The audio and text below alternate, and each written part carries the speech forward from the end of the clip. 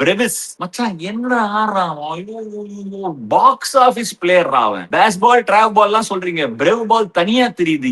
என்ன bad swing. 2 photo எடுத்துன்னு வந்தேன் பீடா. அதாவது ஒரு பிக்சர் பர்ஃபெக்ட்டா ஒரு போட்டோக்கு ஒருத்தன் ஷாட் ஆடும்போது எப்படி பவர் டிரான்ஸ்ஃபார்ம் ஆகுது அப்படிங்கிறதுக்கு சும்மா எக்ஸ்பிளைன் பண்ண போறேன். நீ ஒரு ஷாட் அடிக்கிறனா, இப்ப நம்ம ப்ரொடியூசர் அந்த போட்டோ போடுவான் டெவால் பிரெவிஸோடது. உன்னோட டாப் ஹேண்டும் பாட்டம் ஹேண்டும் எப்படி சீக்வென்ஷியலா ஒர்க் ஆகணும், கரெக்டா பவர் ஜெனரேட் பண்றதுக்குங்கிறதுக்கு இதோட பெட்டரா எனக்கு தெரிஞ்ச ஒரு ஸ்பீட்.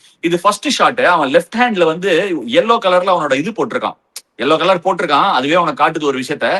பட் அந்த கை லெஃப்ட் ஹேண்ட்ல போட்டிருக்கான்ல, அந்த கையில போட்டிருக்கிறது look at how straight it is. So அவன் பேட் வந்து மேல இருந்து கீழே வந்துட்டு இருக்கு.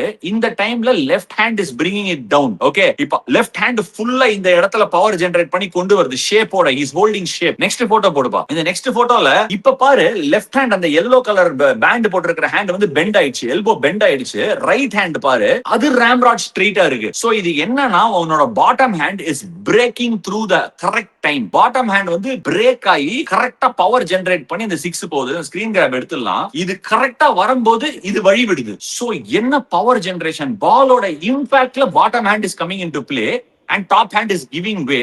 What power generation. அண்ட் இந்த பையன் நல்லா வர ஆனா